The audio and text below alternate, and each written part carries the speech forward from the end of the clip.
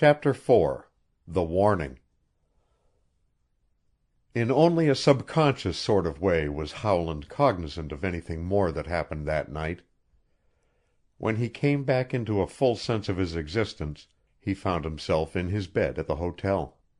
A lamp was burning low on the table. A glance showed him that the room was empty.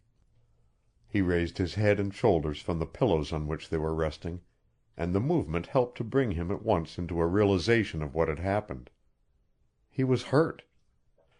There was a dull, aching pain in his head and neck, and when he raised an inquiring hand it came in contact with a thick bandage. He wondered if he were badly hurt and sank back again on the pillows, lying with his eyes staring at the faint glow of the lamp. Soon there came a sound at the door, and he twisted his head, grimacing with the pain it caused him. Jean was looking in at him. "Ah, monsieur is awake," he said, seeing the wide-open eyes. He came in softly, closing the door behind him.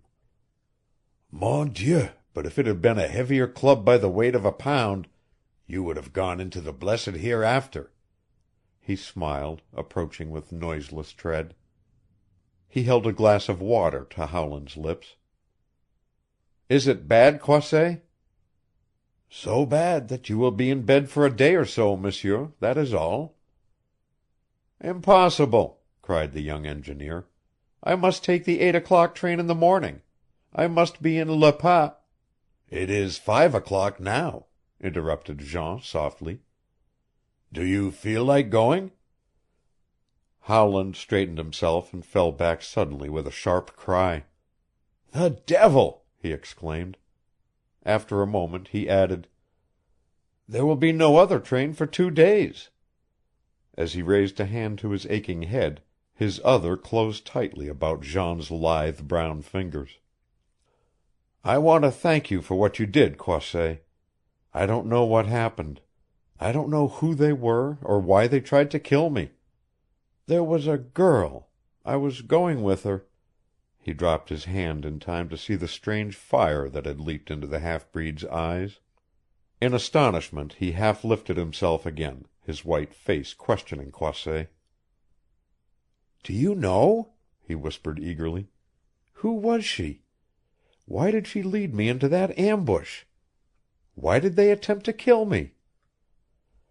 The questions shot from him excitedly, and he knew from what he saw in the other's face that Croisset could have answered them. Yet from the thin, tense lips above him there came no response. With a quick movement the half-breed drew away his hand and moved toward the door. Halfway he paused and turned. "Monsieur, I have come to you with a warning. Do not go to Le Pas. Do not go to the big railroad camp on the Wekusko. Return into the South." For an instant he leaned forward, his black eyes flashing, his hands clenched tightly at his sides. "Perhaps you will understand," he cried tensely, "when I tell you this warning is sent to you by the little Mélisse." Before Howland could recover from his surprise, Croisset had passed swiftly through the door. The engineer called his name, but there came no response other than the rapidly retreating sound of the northerner's moccasined feet. With a grumble of vexation he sank back on his pillows. The fresh excitement had set his head in a whirl again, and a feverish heat mounted into his face. For a long time he lay with his eyes closed, trying to clear for himself the mystery of the preceding night. The one thought which obsessed him was that he had been duped. His lovely acquaintance of the preceding evening had ensnared him completely with her gentle smile and her winsome mouth, and he gritted his teeth grimly as he reflected how easy he had been. Deliberately she had lured him into the ambush which would have proved fatal for him had it not been for Jean Croisset. And she was not a mute. He had heard her voice. When that death grip was tightest about his throat there had come to him that terrified cry, "Mon Dieu, you are killing him! Killing him!" His breath came a little faster as he whispered the words to himself. They appealed to him now with a significance which he had not understood at first. He was sure that in that cry there had been real terror. Almost, he fancied, as he lay with his eyes shut tight, that he could still hear the shrill note of despair in the voice. The more he tried to reason the situation, the more inexplicable grew the mystery of it all. If the girl had calmly led him into the ambush, why, in the last moment, when success seemed about to crown her duplicity, had she cried out in that agony of terror? In Howland's heated brain there came suddenly a vision of her as she stood beside him in the white trail. He felt again the thrill of her hands, the touch of her breast for a moment against his own, saw the gentle look that had come into her deep, pure eyes, the pathetic tremor of the lips which seemed bravely striving to speak to him. Was it possible that face and eyes like those could have led him into a death trap? Despite the evidence of what had happened, he found himself filled with doubt. And yet, after all, she had lied to him, for she was not a mute. He turned over with a groan and watched the door. When Croisset returned he would insist on knowing more about the strange occurrence, for he was sure that the half-breed could clear away at least a part of the mystery. Vainly, as he watched and waited, he racked his mind to find some reason for the murderous attack on himself. Who was the little Mélisse whom Croisset declared had sent the warning? So far as he could remember, he had never known a person by that name. And yet the half-breed had uttered it as though it would carry a vital meaning to him. "Perhaps you will understand," he had said, and Howland strove to understand, until his brain grew dizzy and a nauseous sickness overcame him. The first light of the day was falling faintly through the window when footsteps sounded outside the door again. It was not Croisset who appeared this time, but the proprietor himself, bearing with him a tray on which there was toast and a steaming pot of coffee. He nodded and smiled as he saw Howland half sitting up. "Bad fall you had," he greeted, drawing a small table close beside the bed. "This snow is treacherous when you're climbing among the rocks. When it caves in with you on the side of a mountain, you might as well make up your mind you're going to get a good bump. Good thing Croisset was with you." For a few moments Howland was speechless. "Yes, it was a bad fall," he replied at last, looking sharply at the other. "Where is Croisset?" "Gone. He left an hour ago with his dogs. Funny fellow, that Croisset. Came in yesterday from the Lac la Ronge country 100 miles north. Goes back today. No apparent reason for his coming, none for his going, that I can see." "Do you know anything about him?" asked Howland a little eagerly. "No. He comes in about once or twice a year." The young engineer munched his toast and drank his coffee for some moments in silence. Then casually he asked, "Did you ever hear of a person by the name of Mélisse?" "Mélisse, Mélisse, Mélisse," repeated the hotel man, running a hand through his hair. "It seems to me that the name is familiar, and yet I can't remember." He caught himself in sudden triumph. "Ah, I have it. 2 years ago I had a kitchen woman named Mélisse." Howland shrugged his shoulders. "This was a young woman," he said. "The Mélisse we had is dead," replied the proprietor cheerfully, rising to go. "I'll send up for your tray in half an hour or so, Mr. Howland." Several hours later Howland crawled from his bed and bathed his head in cold water. After that he felt better, dressed himself, and went below. His head pained him considerably, but beyond that and an occasional nauseous sensation, the injury he had received in the fight caused him no very great distress. He went in to dinner and by the middle of the afternoon was so much improved that he lighted his first cigar and ventured out into the bracing air for a short walk. At first it occurred to him that he might make inquiries at the Chinese restaurant regarding the identity of the girl whom he had met there, but he quickly changed his mind, and crossing the river he followed the trail which they had taken the preceding night. For a few moments he contemplated the marks of the conflict in the snow. Where he had first seen the half-breed there were blotches of blood on the crust. "Good for Croisset," Howland muttered. "Good for Croisset. It looks as though he used a knife." He could see where the wounded man had dragged himself up the trail, finally staggering to his feet, and with a caution which he had not exercised a few hours before, Howland continued slowly between the thick forest walls, one hand clutching the butt of the revolver in his coat pocket.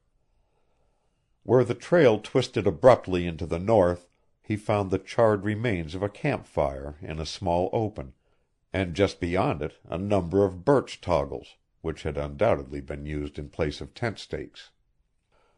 With the toe of his boot he kicked among the ashes and half-burned bits of wood. There was no sign of smoke, not a living spark to give evidence that human presence had been there for many hours. There was but one conclusion to make. Soon after their unsuccessful attempt on his life, his strange assailants had broken camp and fled. With them, in all probability, had gone the girl whose soft eyes and sweet face had lured him within their reach. But where had they gone? Carefully he examined the abandoned camp. In the hard crust were the imprints of dogs' claws. In several places he found the faint, broad impression made by a toboggan. The marks at least cleared away the mystery of their disappearance. Sometime during the night they had fled by dog sledge into the north. He was tired when he returned to the hotel, and it was rather with a sense of disappointment than pleasure that he learned the work train was to leave for Le Pas late that night instead of the next day. After a quiet hour's rest in his room, however, his old enthusiasm returned to him. He found himself feverishly anxious to reach Le Pas and the big camp on the Wekusko. Croisset's warning for him to turn back into the south, instead of deterring him, urged him on. He was born a fighter. It was by fighting that he had forced his way round by round up the ladder of success. And now the fact that his life was in danger, that some mysterious peril awaited him in the depths of the wilderness, but added a new and thrilling fascination to the tremendous task which was ahead of him. He wondered if this same peril had beset Gregson and Thorne, and if it was the cause of their failure, of their anxiety to return to civilization. He assured himself that he would know when he met them at Le Pas. He would discover more when he became a part of the camp on the Wekusko. That is, if the half-breed's warning held any significance at all, and he believed that it did. Anyway, he would prepare for developments. So he went to a gun shop, bought a long-barreled six-shooter and a holster, and added to it a hunting knife like that he had seen carried by Croisset. It was near midnight when he boarded the work train, and dawn was just beginning to break over the wilderness when it stopped at Etomami, from which point he was to travel by hand car over the 60 miles of new road that had been constructed as far north as Le Pas. For 3 days the car had been waiting for the new chief of the road, but neither Gregson nor Thorne was with it. "Mr. Gregson is waiting for you at Le Pas," said one of the men who had come with it. "Thorne is at Wekusko."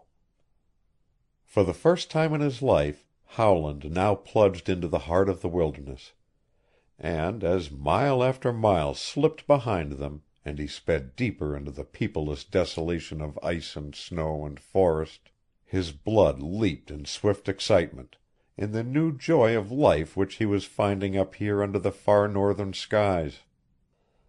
Seated on the front of the car, with the four men pumping behind him, he drank in the wild beauties of the forests and swamps through which they slipped, his eyes constantly on the alert for signs of the big game which his companions told him was on all sides of them. Everywhere about them lay white winter. The rocks, the trees, and the great ridges, which in this north country are called mountains, were covered with 4 feet of snow, and on it the sun shone with dazzling brilliancy. But it was not until a long grade brought them to the top of one of these ridges, and Howland looked into the north, that he saw the wilderness in all of its grandeur. As the car stopped, he sprang to his feet with a joyous cry, his face aflame with what he saw ahead of him. Stretching away under his eyes, mile after mile, was the vast white desolation that reached to Hudson Bay. In speechless wonder he gazed down on the unblazed forests, saw plains and hills unfold themselves as his vision gained distance, followed a frozen river until it was lost in the bewildering picture, and let his eyes rest here and there on the glistening, snow-smothered bosoms of lakes rimmed in by walls of black forest. This was not the wilderness as he had expected it to be, nor as he had often read of it in books. It was not the wilderness that Gregson and Thorne had described in their letters. It was beautiful. It was magnificent.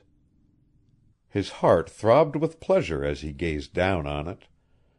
The flush grew deeper in his face, and he seemed hardly to breathe in his tense interest.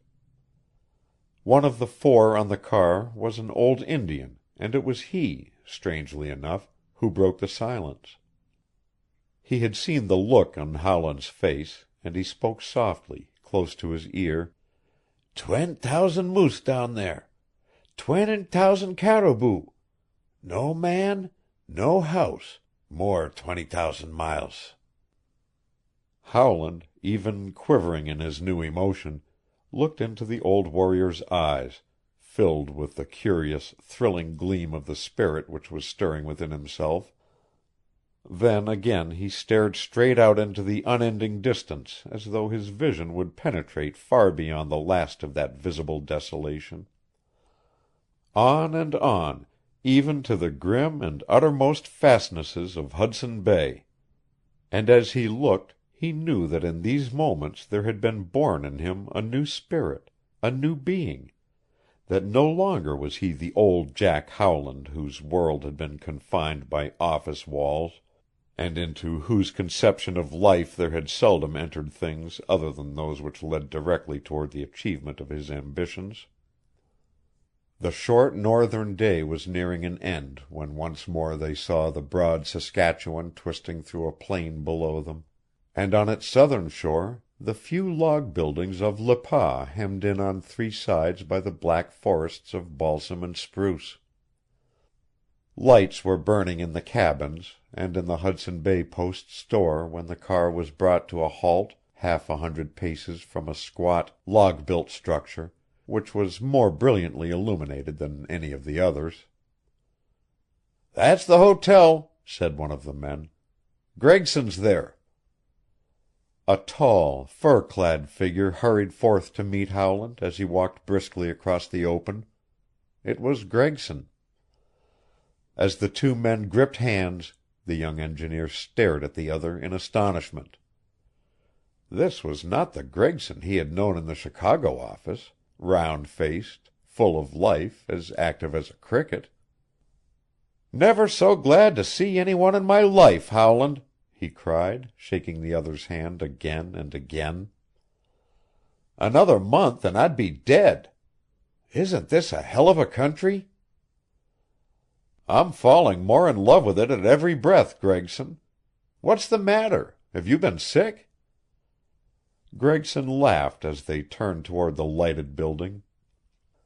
It was a short, nervous laugh, and with it he gave a curious sidewise glance at his companion's face. "Sick? Yes, sick of the job. If the old man hadn't sent us relief, Thorne and I would have thrown up the whole thing in another 4 weeks. I'll warrant you'll get your everlasting fill of log shanties and half-breeds and moose meat and this infernal snow and ice before spring comes. But I don't want to discourage you." "Can't discourage me," laughed Howland cheerfully. "You know I never cared much for theaters and girls," he added slyly, giving Gregson a good-natured nudge. "How about 'em up here?" "Nothing. Not a cursed thing." Suddenly his eyes lighted up. "By George, Howland, but I did see the prettiest girl I ever laid my eyes on today. I'd give a box of pure Havanas, and we haven't had one for a month, if I could know who she is." They had entered through the low door of the log boarding-house, and Gregson was throwing off his heavy coat. "A tall girl, with a fur hat and muff?" queried Howland eagerly. "Nothing of the sort. She was a typical Northerner if there ever was one. Straight as a birch, dressed in fur cap and coat, short caribou skin skirt and moccasins, and with a braid hanging down her back as long as my arm. Lord, but she was pretty."